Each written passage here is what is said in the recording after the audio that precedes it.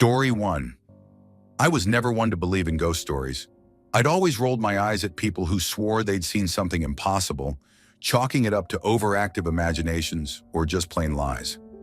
But on January 1st, 2003, on a lonely stretch of road between two coastal towns in Australia, I saw something I can't explain, and it still haunts me. My partner and I had spent New Year's Eve with some friends in a small beach town, drinking, laughing, watching fireworks light up the sky. It was the kind of night that made you feel alive, and despite the slight hangover, we were in good spirits as we packed up the car and started the drive home. It was a little after 10 p.m. when we hit the road. The weather had turned, thick black clouds smothered the sky, and the wind was picking up, bending trees along the roadside like they were made of rubber. Rain came in waves, not heavy, but enough that the wipers had to stay on. The road was a single lane, twisting through stretches of bushland, with the occasional overtaking lane every few kilometers. I remember watching the speedometer, my partner keeping it steady at about 80 kilometers per hour. It wasn't the kind of road you sped down, not with the sharp turns and blind corners. I was leaning back in my seat, half listening to the radio playing softly, when I saw headlights appear in the rearview mirror. "This guy's in a hurry," I said, shifting a little in my seat. My partner glanced in the mirror. "Yeah, let's move over when we get a chance." The car behind us was moving fast, too fast for these conditions. Its headlights bounced wildly as it ate up the distance between us. I could feel my pulse quicken just watching it. "What the hell is he doing?" I muttered. "He's right on us." The overtaking lane appeared just up ahead, and my partner flicked the blinker, easing left to let the car pass. The other driver wasted no time, pulling up beside us, his high beams briefly washing over the inside of our car. And then the car was gone, not slowed down, not turned off, not pulled ahead, just gone. My brain refused to understand what my eyes had just seen. 1 second it was there, the growl of its engine filling my ears, the glow of its headlights casting long shadows through the rain. The next second, nothing. My partner gripped the wheel tighter. The car was still rolling forward, but I could feel the tension in his body. He hadn't hit the brakes, hadn't swerved. There had been no sound of tires screeching, no impact, no sign of anything leaving the road. The overtaking lane ended, and we were alone again. Just the two of us and the rain tapping against the windshield. I turned my head slowly, scanning the roadside. There was nothing but trees and darkness, no driveways, no side roads, no turnoffs. There was nowhere it could have gone. The silence between us stretched, thick and suffocating. "Did you see that?" I finally asked, my voice barely above a whisper. "Yep," my partner said, his knuckles white against the wheel. I swallowed, my mouth suddenly dry. "Where did it go?" He didn't answer. My mind raced, trying to make sense of it. Maybe the rain had played tricks on my eyes. Maybe the driver had cut the headlights and pulled off onto some hidden track. But that didn't explain how the sound of the engine had vanished in an instant. It didn't explain why I felt so cold, so unsettled. I turned back to the rearview mirror, half expecting to see those headlights reappear. But there was nothing. Just the dark road stretching behind us, wet and empty. My partner exhaled sharply and shook his head. "I don't want to talk about it." We drove in silence the rest of the way. When we finally pulled into our driveway, I sat there for a long time, staring at my reflection in the side window. My partner shut off the engine, but neither of us moved. Eventually, I broke the silence. "You saw it, though. It was real." He hesitated, then nodded. "Yeah, it was real." Neither of us spoke about it again. Story 2. I don't talk about this much because every time I do, I feel like I'm inviting something back. But it still sits with me, as fresh as the night it happened. I was 17, living with my parents in the house I grew up in.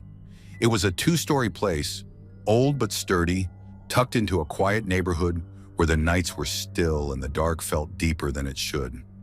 That night, everything was normal. My parents had gone to bed a couple of hours earlier, and I had stayed up late, scrolling through my phone, watching whatever I could find to keep myself entertained.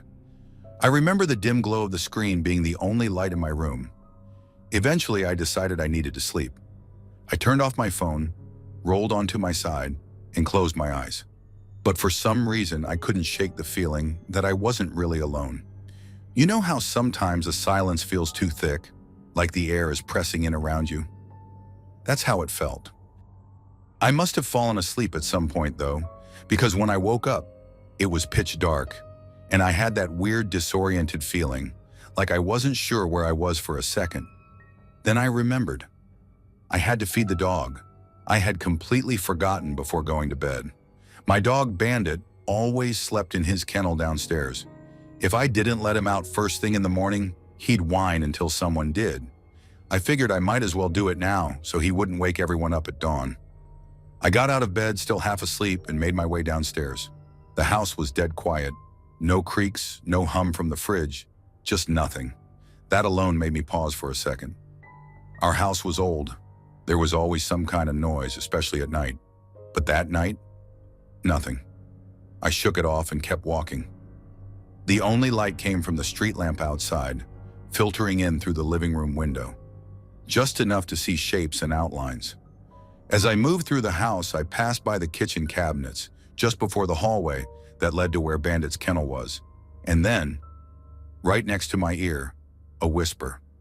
"Wake up." It wasn't just a sound. I felt the breath. Right there, like someone was inches from my face. I froze.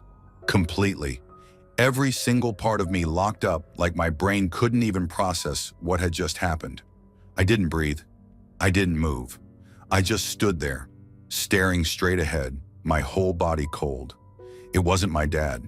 It wasn't my mom. It wasn't a dream. I was wide awake. I could still feel the air where the breath had hit my skin. And the voice. It wasn't familiar. It wasn't someone I knew. It was low, hoarse, but clear. And it was right there, right next to me. I don't know how long I stood there. 5 seconds? 10? A full minute? My mind was screaming at me to move, but my body wouldn't listen. Then, like something snapped back into place, I bolted. I turned and ran, taking the stairs 2 at a time. I barely remember it, just the pounding of my feet and the overwhelming panic in my chest. I burst into my room, slammed the door, and locked it. My heart was hammering, my breath coming in short gasps, and I kept whispering to myself, "What the fuck, what the fuck, what the fuck?" I didn't sleep that night. I didn't go back downstairs. I just sat in my bed, blanket pulled up to my chin, waiting for morning. Listening, but I never heard another sound. Story 3. I used to live in a small, one-bedroom apartment in an older building just outside the city. It wasn't fancy, but it was cheap, and I liked the layout. The walls were thin, the pipes groaned, and the floor creaked even when no one was walking on it. But it was home. At the time, I had been dating my girlfriend Lisa for about a year. She didn't live with me, but she spent a lot of nights over. That night, she had just come over after work, and we were both exhausted, too tired to cook. So we ordered takeout, kicked off our shoes, and settled in front of the TV. It was one of those big old-school CRT televisions, heavy as hell, the kind you needed 2 people to move. I had a little wooden stand for it, barely big enough to hold the TV and a few DVDs stacked on the shelf below. The remote always sat on top of the TV. There wasn't much space for it to move, and with the TV's curved plastic casing, it didn't slide easily either. Lisa and I were watching some random show, barely paying attention. She was scrolling on her phone, and I was slouched down on the couch, absently chewing on a piece of cold fried chicken from the takeout box. It was one of those nights where nothing felt out of the ordinary. Just another evening. Then, the remote jumped. Not fell, not slid, not tipped over, it jumped. Lisa and I saw it at the same time. 1 second it was resting on top of the TV like always. The next it propelled itself forward as if someone had thrown it off. It landed with a heavy thunk right in the middle of the floor. For a second we both just stared at it. Neither of us moved, didn't say a word. My heart started pounding, but my brain was scrambling for a rational explanation. I replayed it in my head. Did the TV shake? Number? Did something bump it? Number? Could the remote have just somehow tipped forward? Number. It had leapt, Lisa was the first to speak. Did you? I shook my head before she could even finish. I didn't do anything. We looked at each other, then at the remote. The air in the apartment suddenly felt different. Thick, heavy, like the pressure had changed, or like something was standing there, unseen, watching us. I exhaled sharply, forcing a laugh. Maybe it was just, I don't know, a shift in weight? Lisa's eyes stayed locked on the remote. That thing didn't just fall, Matt. I know. Silence. The TV was still playing, some laugh track echoing through the room, but it felt completely out of place now. I swallowed. My mouth was dry. Maybe the TV's vibrations moved it? Lisa turned to me, dead serious. You saw it. It was thrown. I didn't want to admit it. My skin was crawling, but I didn't want to say it out loud, because saying it made it real. I stood up, slow, like I was afraid something would grab me. I walked over to the remote, crouched down, picked it up. It felt normal, just plastic and batteries. I turned it over in my hands, checking for something. What? I didn't know. Some kind of answer. But there was nothing. Lisa hadn't moved. I could tell she was freaked out. Her hands were gripping the blanket on her lap, her face pale. I walked back to the TV, hesitated, then put the remote back exactly where it had been. I stepped away. We both stared at it. Nothing happened. For some reason, that made it worse. Lisa suddenly stood up. I don't like this. I forced another laugh, but it came out shaky. It's just, no. She shook her head. That wasn't normal. That wasn't physics.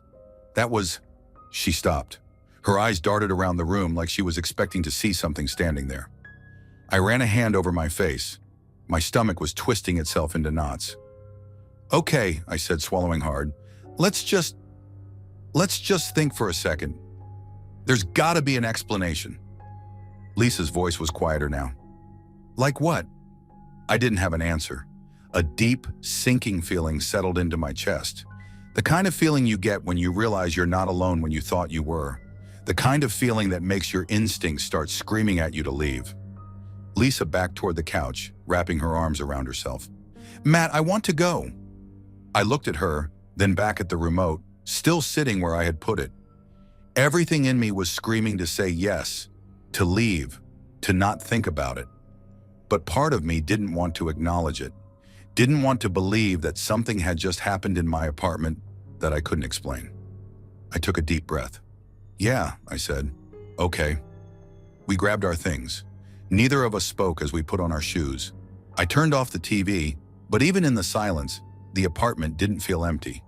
It felt like something was still in there, watching us. As I reached for the doorknob, I hesitated.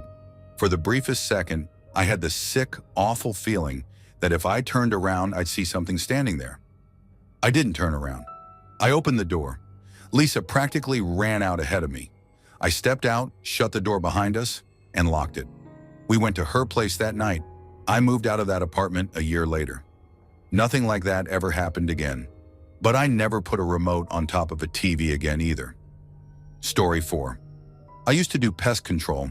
It wasn't my dream job or anything, but it paid the bills. Most days were the same. Go to a customer's place, spray the usual spots, set some traps, and get out.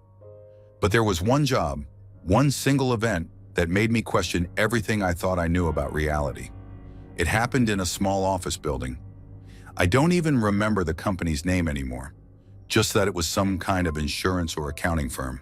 The place was old but not abandoned, just one of those forgotten little offices in the back of a strip mall that people barely noticed.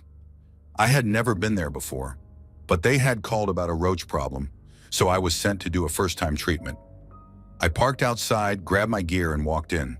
The front office was empty.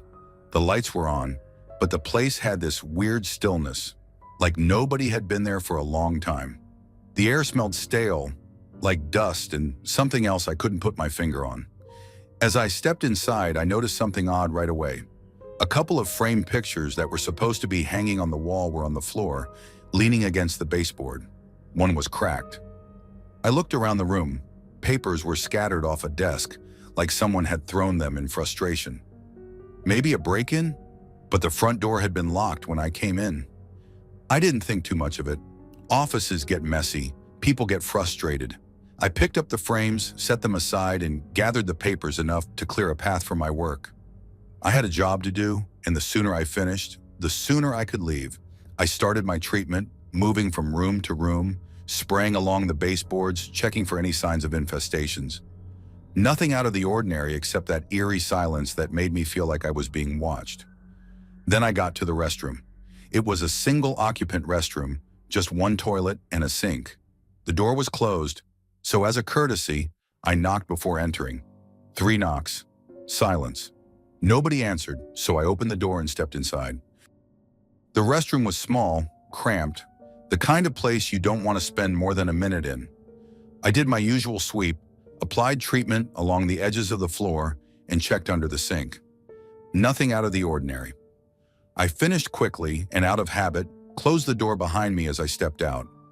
I took maybe 3 steps away from the door. Then I heard it, the sound of a door handle turning, not just a random creak or settling noises. I mean the distinct sound of someone grabbing the metal handle, twisting it and pushing the door open. I froze. My heart started hammering so hard I could hear it in my ears. Slowly, I turned around. The restroom door was swinging open, and there was no one there. I stared, waiting for something, anything to explain what just happened. A draft? A faulty latch? But I had shut that door. I knew I had shut that door. And doors don't open like that on their own. I stepped forward, peered inside. The restroom was empty, completely empty. I felt it then, this overwhelming sensation that I was not alone, that someone was there, standing just behind me, close enough to touch me. The hair on the back of my neck stood up. My whole body tensed, like my instincts were screaming at me to run. I didn't question it. I grabbed my gear, turned on my heel, and walked as fast as I could without breaking into a full sprint. I made it to the stairwell, took the steps 2 at a time, and burst out into the parking lot. Only when I was safely inside my truck, doors locked, engine running, did I allow myself to breathe. My hands were shaking so badly I could barely grip the steering wheel. I sat there for a long time, staring at that building, half expecting to see someone or something watching me from the windows. But there was nothing, just that silent, empty office. I never went back. Story 5. I grew up in a quiet suburban neighborhood, one of those places where the biggest excitement was the ice cream truck rolling through in the summer. It was the kind of place where everyone knew everyone, where the houses all looked the same, and where nothing out of the ordinary ever happened. I was 9 years old in 1995. It was summer, and the midday sun made everything outside look washed out and almost too bright. I remember it being one of those days where the air outside shimmered from the heat, and the only escape was indoors with the hum of the AC filling the house. My parents were at work, and my older brother was out with his friends, leaving me home alone. I wasn't scared or anything. It was normal.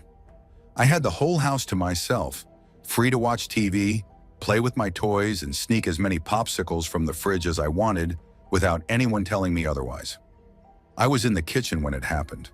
I remember standing in front of the open fridge, staring at the rows of colorful popsicles in the little freezer drawer. I reached for a blue one. I always liked the blue ones best, when something in my peripheral vision caught my attention. Someone was there. The kitchen led into a short hallway that connected to the bedrooms and bathroom. From where I stood, I could see just around the corner, and that's where I saw him. A teenage-looking guy, maybe 16 or 17. He had long brown hair that hung just past his shoulders, parted in the middle like how people wore it in the 70s. He was wearing a beige turtleneck, who wears a turtleneck in summer, and red plaid bell-bottoms. I remember those pants so vividly because they looked so out of place, like something out of an old movie. He turned the corner into the hallway, walking at a normal pace. Not in a hurry, not sneaking, just moving like he belonged there, like he lived there. I froze. The popsicle was still in my hand, but my fingers had gone numb around it. My heart pounded so hard I could hear it in my ears. I couldn't move, couldn't breathe. Every instinct in me screamed that I should run, that I should scream, but my body refused to listen. Then, he vanished, toe to head, like he was being erased. Not like he stepped into a shadow or out of sight, but like something just wiped him out of existence, piece by piece. His shoes disappeared first, then his legs, his torso, and finally his head. Gone. Just gone. I stood there, staring at the empty hallway, waiting for my brain to make sense of what I just saw. Maybe I imagined it. Maybe it was a trick of the light, but I knew better. I knew I had seen him, clear as day. He had been there. I dropped the popsicle. It hit the kitchen tile with a soft slap, but I barely noticed. My whole body was ice cold despite the heat outside. I don't know how long I stood there before I finally forced myself to move. I ran to the hallway, my feet slapping against the tile and then onto the carpet, my breath coming in a short gasp. I checked every room, my brother's, my parents', the bathroom. I even threw open the hallway closet. Nothing. No one. The house was empty, just like it had been all day. But I knew what I saw. I didn't stay home alone after that. I made excuses, asked to go to a friend's house, rode my bike around the block until my parents got home. I didn't tell them what happened. I don't know why. Maybe because I was afraid they wouldn't believe me, or worse, that they would. I never saw him again. Story 6. I grew up in a small town, the kind where the nights are too quiet and the dark feels just a little too thick. Our house wasn't anything special, just a simple 2-story with peeling paint in a backyard that met a stretch of woods. It was an old place, older than my parents, older than anyone who'd lived in it. My bedroom was on the 2nd floor facing the trees. I hated those woods at night. Even with the curtains closed, I always felt like something was looking back at me. This happened when I was 15. It was late, way past midnight, but I don't know exactly what time. I had been asleep, that deep, heavy kind of sleep where dreams barely form. Then, for no reason I could figure out, I woke up. My room was dark except for the dim glow from my alarm clock. Everything was still, the kind of stillness that makes your ears ring. At first, I thought maybe it was just one of those weird times you wake up for no reason, so I rolled over, pulling my blanket up. But before I could close my eyes, I saw it. A light appeared on my wall. Not just any light, a perfect circle, maybe the size of a dinner plate. Inside it, there were smaller circles, bright, precise dots arranged in a pattern I didn't understand. It wasn't like a flashlight beam, not soft or diffused. This thing was sharp, like it had been stamped onto the wall with perfect edges, and it was bright. Too bright. It should have lit up the whole room, but somehow it didn't. The glow stayed confined to that one spot, like it wasn't touching anything else. I sat up, my pulse hammering in my ears. I turned my head slowly, looking for the source of the light. The window was closed, the blinds drawn shut. My door was closed. There was no one there. No beam leading to it, just that impossible, precise circle burning into my wall. Then it moved, not fast, just a slow, smooth rotation. The entire pattern turned exactly 90 degrees, like a clock hand clicking into place. My breath caught in my throat. I wanted to move, to get up, to turn on the light, but my body wasn't listening. I could only stare. Then it shut off, not like a flickering bulb or a dying flashlight. 1 second it was there, the next it was gone. My room was swallowed by darkness again, the only sound my own ragged breathing. I don't know how long I sat there. Maybe a minute, maybe an hour. My skin felt electric, like something was still in the room with me, watching. I finally worked up the courage to reach out and flip on my bedside lamp. Light flooded the room, warm and safe, but it didn't change the fact that I had no idea what I had just seen. I stayed awake until sunrise. The image burned into my brain. That pattern, those dots, something about it made my stomach twist. It wasn't random. It wasn't a trick of the light. It felt intentional, like it was meant to be seen. The next morning, I checked every inch of my room. I pressed my hands to the wall where the light had been, feeling for heat, for something left behind. Nothing. I went outside, checked the yard, looked up at my window. There was nothing that could have projected that shape, nothing that made sense. My parents brushed it off when I told them. A passing car, a streetlight glitch. But I knew better. I knew what I saw. I never saw it again. Some things are better left unexplained. Story 7. I grew up in a pretty normal house, nothing fancy, just a regular suburban home. We weren't one of those families with a creepy backstory about old relatives passing away in the basement or anything like that. Just me, my parents, and my younger brother, who was away at a sleepover that night. I was maybe 14 or 15 when this happened. It was late, probably around 1 a.m. I was in the downstairs living room, sitting at the computer. This was back when those big, bulky monitors gave off just enough glow to light up a small area around you, but the rest of the room stayed dark. We had a single lamp across from me, near the couch, giving off a dim yellow light. Other than that, the house was completely silent. My parents were asleep upstairs and I was alone. I was playing a game. I can't remember which one. Probably something mindless. The kind of game you play just to kill time, not really paying attention. I wasn't even wearing headphones, so I could hear everything around me. The low hum of the computer, the occasional creak of the house settling, the faint sound of my dad snoring upstairs. Then I heard it, a man's voice, saying my name. It wasn't loud, it wasn't a whisper either, just firm, like someone was calling me from a few feet away in a normal tone, like you would if you were trying to get someone's attention without startling them. I froze, my fingers hovering over the keyboard. My first thought was that my dad had woken up and was calling me from the stairs. Sometimes, if he got up in the middle of the night and saw the downstairs light on, he'd tell me to go to bed. So after a second, I called back. Yeah? No answer. I turned around and looked toward the hallway. It was completely dark, no movement. I waited a second before getting up, my chair squeaking as I pushed away from the desk. The silence felt heavier all of a sudden, like the air in the room had thickened. I stepped out into the hall, peering toward the staircase. Dad? Nothing. Then I heard his snoring, steady, deep, coming from their bedroom upstairs.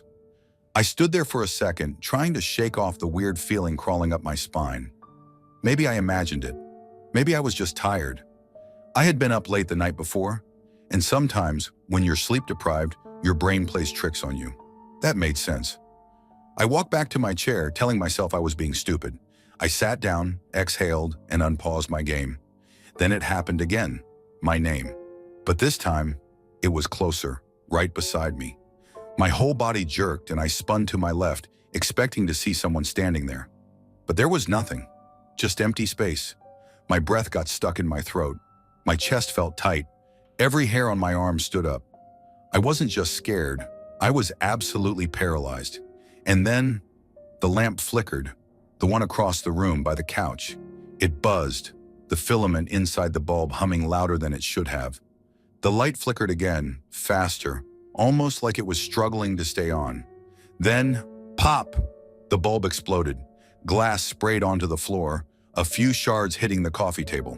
The whole room was plunged into darkness, except for the glow of my computer screen. My heart was hammering so hard I thought it would shake my ribs loose. I didn't even think. I shot up from my chair, slammed the computer off, and bolted for the light switch near the kitchen. My hands were shaking so badly I could barely flip it on. When the overhead light finally came on, I stood there panting, staring at the busted lamp. The house was silent again, too silent. I told myself it was a coincidence. The bulb was probably old. Maybe it just happened to go out at the worst possible moment. That had to be it, right? It had to be. But I didn't feel alone. I forced myself to move, grabbed a broom, and swept up the broken glass as fast as I could. My skin was crawling the entire time. Every second I spent down there felt unbearable, like something was just out of my vision, watching, waiting. I turned off every light downstairs except for the kitchen. Then I ran up to my room and shut the door. I didn't sleep that night. Story 8. I was about 8 or 9 when it happened. I still remember every detail like it just happened last night. It was late, maybe around 10 p.m. My parents had already gone to bed, and my little sister was fast asleep in the room down the hall. I was sitting on my bed, taking off my socks, just getting ready to turn off the lamp and go to sleep. Everything was normal, and then it wasn't. It started with this strange, creeping feeling that washed over me. You ever get the sense that someone is staring at you? Like really staring? I'd heard people talk about it, but I had never felt it myself, not until that night. It was different from just being nervous or scared. It was like my body knew something was wrong before my brain could catch up. My heart started pounding in my chest, and I got this sick, twisting feeling in my stomach. I couldn't move. I just sat there, gripping my sock in one hand, staring at the floor. It was like every muscle in my body locked up at once. And the worst part, I knew exactly where it was coming from, right across the room between my closet and the closed bedroom door. I didn't need to look. I could feel it, standing there watching me. It wasn't just some childish fear of the dark. No, this was something else, something real, something wrong.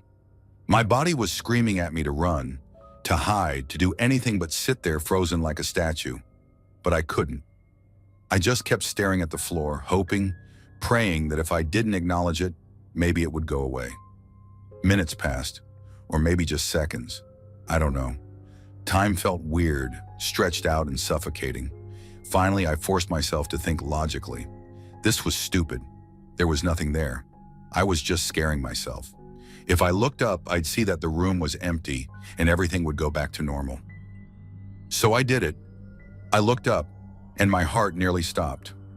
Nothing was there. The space between my closet and the door was empty. But that feeling, God, that awful skin-crawling feeling, only got stronger. It was like my eyes had locked onto something invisible, something I wasn't supposed to see. My body screamed at me to look away, but I couldn't. I knew somehow that whatever this was, it was looking right back at me. My breath came in short, shallow gasps. My hands were clammy, shaking.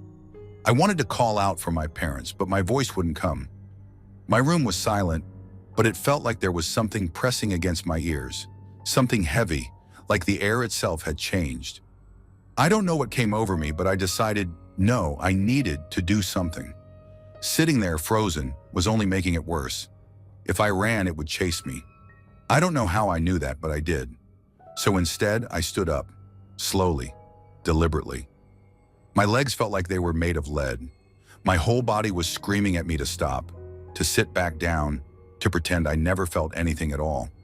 But I didn't listen. Step by step, I walked toward it. The closer I got, the stronger the feeling became. My skin prickled, the hairs on my arms standing straight up. It felt like I was wading into freezing water, like I was pushing through something thick and suffocating. My breath came faster, my chest tightening like something was squeezing the air out of me. But I kept going, and then I was right in front of it. I couldn't see anything, but I knew it was there. I could feel it. The sheer weight of its presence pressed down on me, making it hard to breathe, hard to think. My fingers twitched at my sides. I had to do something, anything to break whatever this was. So I raised my hand. I hesitated for just a second, then thrust my fist forward, and I hit the wall. The second my knuckles connected with the drywall, the feeling vanished. Just gone, like it had never been there. The air felt normal again. My ears popped, like I had been underwater and suddenly surfaced. My heartbeat slowed, and I realized I had been holding my breath. I took a step back, my body suddenly light, almost weak. My mind raced, trying to make sense of what just happened. Had I imagined it? Was it just a trick of my brain? A waking nightmare? I didn't know, and I didn't care. I bolted for my bed, diving under the covers and pulling them up to my chin like a scared little kid. I felt stupid, embarrassed, but I didn't care about that either. I lay there, wide-eyed, staring at the ceiling, waiting for the feeling to come back. It didn't. I don't know how long I stayed awake, but eventually exhaustion won. I drifted off into a restless sleep, dreaming of nothing but a blank space between my closet and my door. I never told anyone about that night. Story 9. I'll never forget that night. It wasn't one of those weird build-up kind of nights either. Nothing felt off, no strange noises, no uneasy feelings.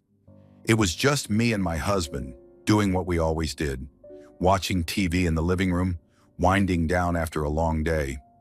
We lived in a small house, One of those older ones that always had a bit of a drab, but it never felt wrong. The living room was cozy, dimly lit from the soft glow of the TV. My husband had just kicked off his shoes like he always did, lazy as hell, sending them tumbling in front of the TV stand. One landed closer, the other a little further away, both on their sides. I remember rolling my eyes at him, telling him, "One day you're gonna trip over your own damn shoes." He just grinned, too comfortable on the couch to care. 30 minutes in, we were deep into whatever show we had on, the kind you half watch while scrolling through your phone. The room was quiet except for the sound of the TV. I wasn't paying attention to much, just sinking into the cushions, zoning out. And then it happened. Out of nowhere, one of his shoes moved. And I don't mean it wobbled or twitched or fell over like it had been sitting funny. It lifted, straight up, slow and steady, like someone was picking it up by the heel. The movement was so smooth, so deliberate, like a goddamn invisible hand was holding it. It didn't shake or hesitate. It just rose. My breath caught in my throat. I could feel my whole body go stiff, eyes locked on the shoe. My mind couldn't make sense of it. I wasn't blinking. I wasn't even breathing. And then it dropped. Not fell, dropped, like someone let go of it. The sound of it hitting the floor sent a jolt through my chest. My pulse slammed into overdrive. I could feel my heartbeat pounding against my ribs. It had been dead silent, just the hum of the TV in the background. And then this thud out of nowhere. I didn't move. I didn't even turn my head. But out of the corner of my eye, I saw my husband staring, his face frozen, his jaw clenched so tight his cheek twitched. His hands were gripping his knees, his knuckles white. "Did you see that?" My voice barely came out, just a whisper, but it felt too damn loud in the quiet. "Yeah." His voice was tight, low, like he didn't want to say it too loud. Like saying it out loud made it real. We just sat there, not moving, not breathing. My skin felt cold, like something was in the room with us, watching. I felt like if I moved too fast, I'd see something standing in the doorway, or worse, right behind me.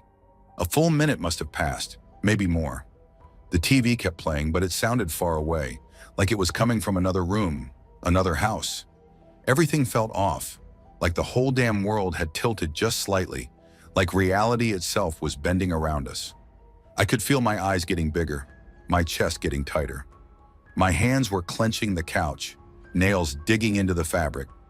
I could feel the panic building, the kind that makes your stomach drop like you missed a step on the stairs. My mind was screaming that something wasn't right, that we needed to move, to do something. My husband must have seen the look on my face because he snapped out of it first. "It's okay," he said, forcing the words out, but I could hear the shake in his voice. "Calm down." But I couldn't. I couldn't even answer him. My mind was racing, trying to explain it away, trying to make sense of something that had no explanation. Air draft? Number the house shifting? Number a fucking earthquake? Number nothing made sense. Nothing fit. He moved first, slow, careful, like he was afraid to startle whatever the hell had just happened. He stood up, his eyes never leaving the shoe. I wanted to tell him not to go near it, but my voice was gone, trapped somewhere deep in my chest. He walked to the kitchen. I heard him pull open the drawer where we kept our sage and cedar. He fumbled with the lighter. He came back, still moving carefully, like he was expecting something to stop him. The second he lit the cedar and the smell hit the air, something in the room shifted. It wasn't just me feeling it either. I saw his shoulders relax a little, his jaw unclench. The weight in the air, the unseen pressure that had been pushing down on us, seemed to ease up. I don't know what was in that room with us. Story 10. I don't tell this story often because I don't like thinking about it, but you asked if I'd ever experienced something unexplainable. And yeah, I have. Once, and that's all it took. This happened a long time ago, close to 20 years. I was in my mid-20s then, bouncing between jobs, trying to figure life out. I'd met this girl through mutual friends. Nothing romantic, just someone I'd hang out with every now and then. We got along, mostly because we both liked swapping stories about weird shit we'd seen or heard, One night we were hanging out, just bullshitting like always, and she started telling me about this house she used to live in. It was in a city not far from where I lived at the time. She said it had always felt off, like something about it wasn't right. At first it was just a feeling, but then things started happening, and it always happened the same way. Her bedroom was upstairs. The main way into the house was through the garage. No one used the front door. The garage led straight into the kitchen, which connected to the dining room. Down there was a small bathroom and another bedroom, but they never used it. Every few nights she'd wake up to the sound of the garage door shutting, not violently, just like someone had come home late. Then the kitchen faucet would turn on, water running, a dish or something clattering in the sink. Then silence. Footsteps, slow, heavy, moving through the dining room, toward the stairs. The staircase was one of those mini spiral ones leading up to the living room, only 10 steps to the top. She'd lie there, frozen, staring at her door, waiting for it to happen. And then it would stop. Halfway up the stairs, never reach the top, never turned back. Just stopped. She never had the guts to check. And in the morning, nothing was out of place, but it kept happening, always the same, always stopping in the exact same spot. As she told me this, I felt my stomach drop. My hands went ice cold. I made her tell me the address. It was the same house I'd lived in 4 years before she did. I hadn't told a single soul about what happened to me there. Not my family, not my friends. But I had heard those same footsteps. I had heard the water run. I had laid in bed, heart pounding, waiting for something to appear at my door, only for it to stop, always halfway up. I was about 10 when we moved in. My brothers and I shared a room upstairs, across from my parents. That first year was normal. The house was old, creaky, but nothing felt weird. But then I started waking up at night. Always around the same time, though I never checked a clock. I'd hear the garage door, then the water running, then the footsteps.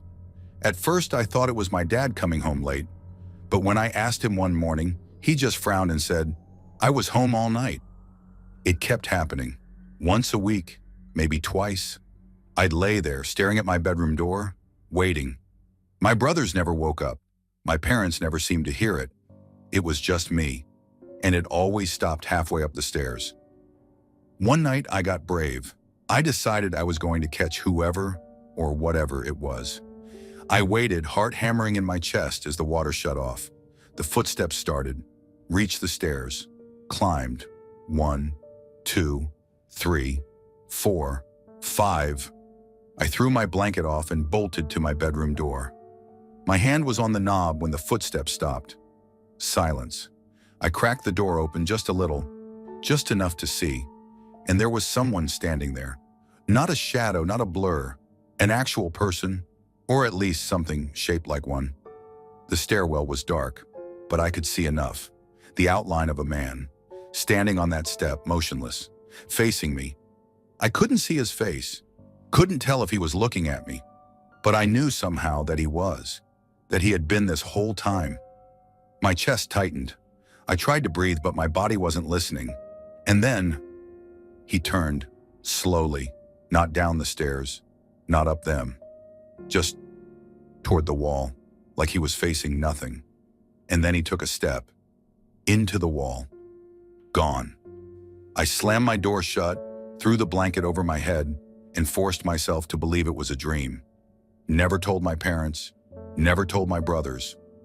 Neither of us had an explanation, but we both knew without a doubt that we hadn't imagined it. Something was in that house. Thanks for watching. Don't leave before leaving a like to this video. Also hit the subscribe button to support my work.